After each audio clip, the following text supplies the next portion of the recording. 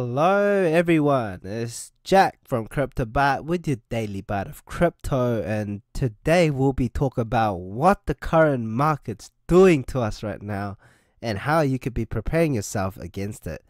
So it's pretty much a video to educate you all about what to do in these kind of situations where you see bunch of red numbers in CoinMarketCap or whatever site you check to check the prices. So looking at the market, just scrolling up and down, doesn't look too great. It's definitely at the lower end of the constant sideways cycle we've been having so far. Bitcoin at 8.8k and Ethereum back down below 700, which is quite surprising. Ripple still quite up there, 80 cents, but nonetheless it did go quite down. So what's happening? Market cap, total market cap at 363 billion and 24-hour volume at 12.8 billion. Now that's concerning. The volume is currently 12.8 billion. Back maybe 1 or 2 months ago, Bitcoin used to handle that volume by itself with a BTC dominance of 37, 38. Now it's 41%. And the volume for total crypto is quite low. What does that tell you? So normally in this kind of case, I would say it's at like the bottom of the bottom. Do you know what I mean? So it's like a constant market red sea for, I'd say, 2 months by now.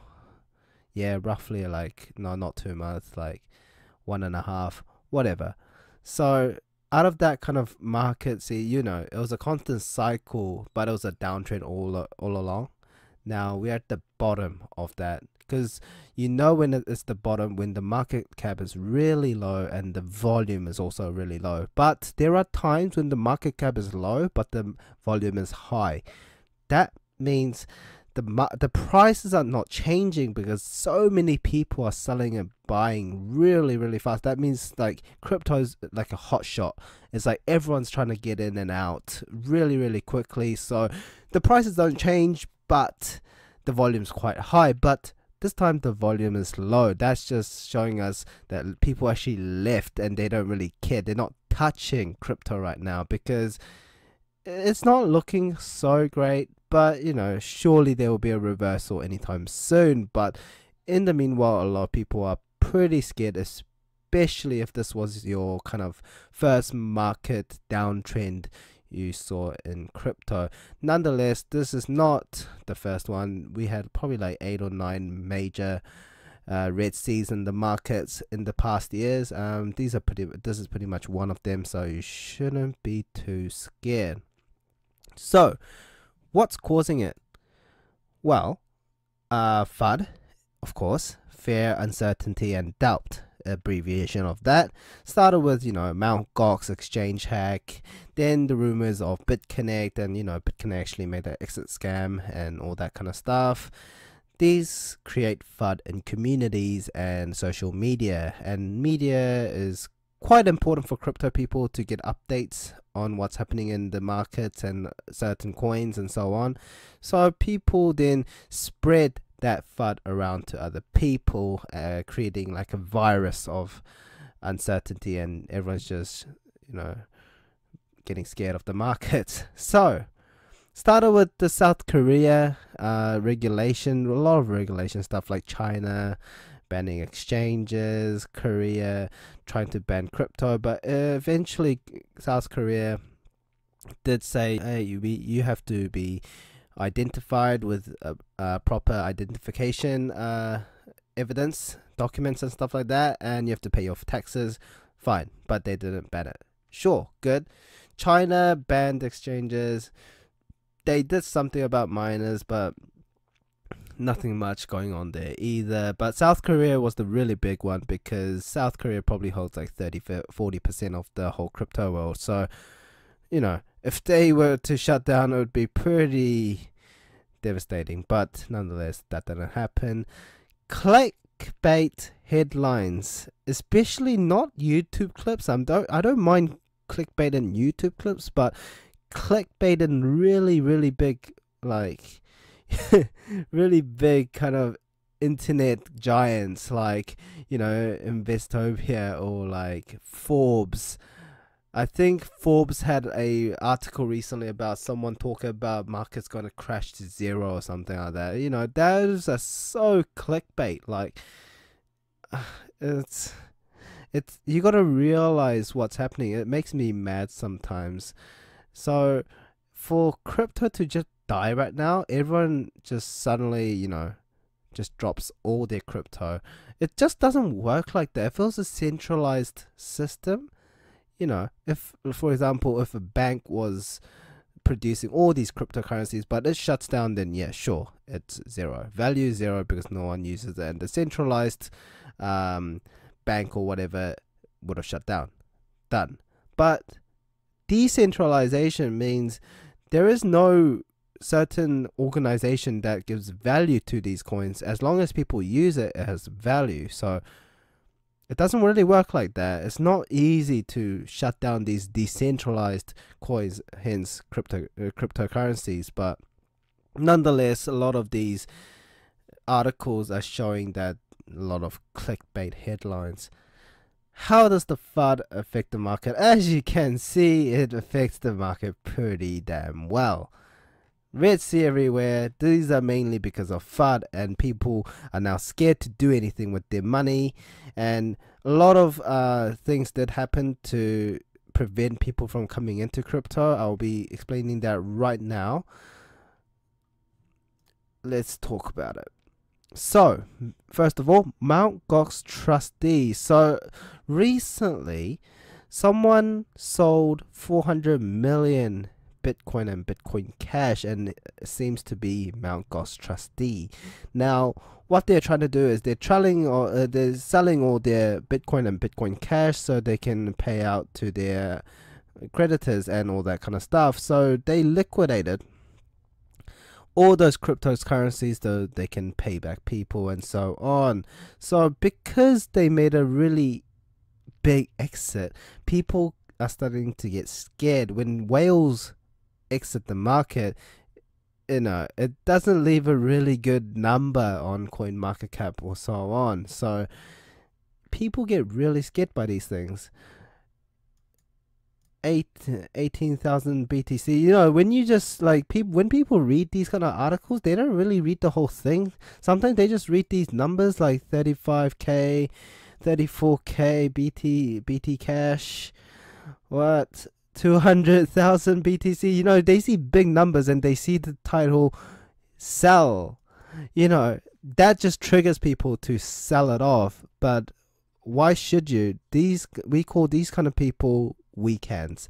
So weak hands are people we say when they sell too early, when we think the market's going to be bullish in the future, but they just sell it really early. We call them weak hands. We leave them and we call the opposite people strong hands, of course.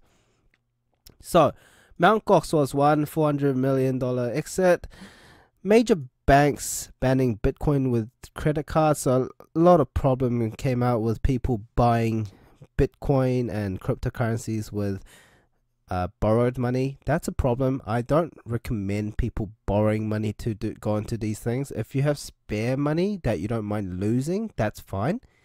But using credit card and using your overdrafts and borrowing more money, loans, that's not so good. You're just creating more debt for the bank. And as a bank has a lot of customers that are borrowing money to do these cryptocurrencies, and the cryptocurrency market right now is pretty bad.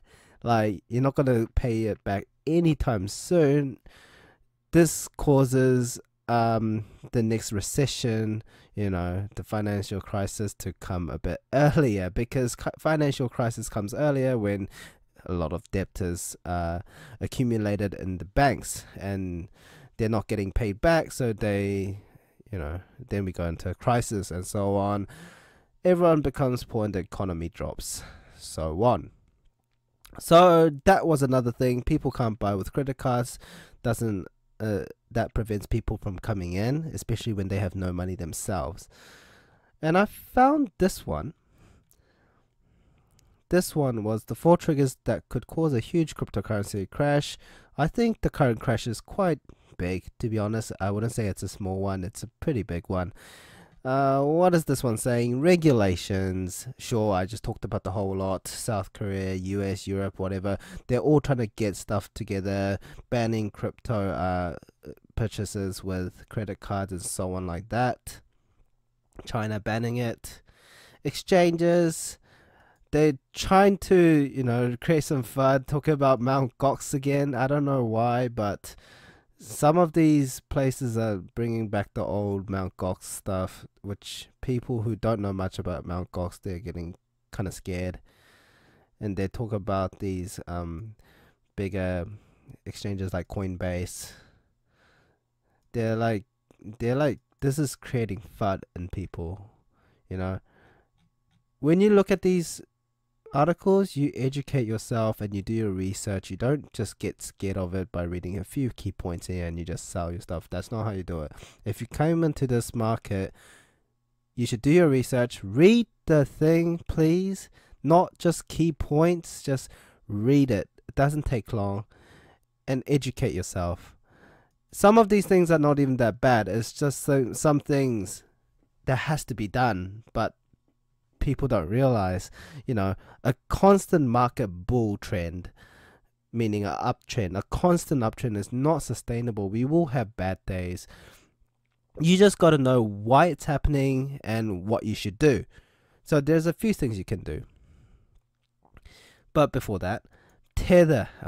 People are going into Tether quite a bit when these markets drop, don't they? Like Tether's is something that is owned by Bitfinex people, and what they do is pretty much they put their cryptocurrency price to the US dollar, so they keep it to a 1-to-1 ratio between the US dollar. So they've been getting quite a bit of market cap and some volume because people trying to move into Tether, but Tether was made out of thin air kind of thing, so it's kind of sketchy. I don't touch it myself, so don't know about that. So what should you do? Educate yourself, read about these articles, actually read. That helps a lot. Read about it, know what FUD is, know when FUD is spreading. Don't be part of the FUD, or do not be affected by the FUD. As long as you know what's happening, and as long as you think it's not going to crash, which is most of the time, it's not going to crash. I assure you. Some people been saying, oh, the market's going to crash for like years and years and years, and it's still been going up as a long trend. It's still been going up, and it's going up even faster now. But this is like one of those drops that you have every now and then. It's completely normal. FOMO, yeah, don't get into FOMO, fear of missing out. Don't do that, Do your research. If you like it, find a good entry point at the bottom and go up. Bottoms are normally low market cap, while lower end of the market up in the cycle and low volume. And then people realize, oh, it's cheap, and they'll buy it. So stick to fundamentals and charts. I don't know. Crypto doesn't really follow fundamentals and charts as much as forex trading or commodities and stuff like that. But nonetheless, they still work. Especially if you're looking for an entry point, it's not too bad. So, and this one's saying notice FUD early and react accordingly. Normally, I would recommend you to hold and not touch it during these kind of volatile kind of times. Like you can get burnt really easily just by doing something really rash and really, panicky, and you can just lose a bit. Just by doing that, when you could have just left it and not lose anything. You only lose when you sell it. Remember that. You get affected by your actions when you actually buy or sell it, right?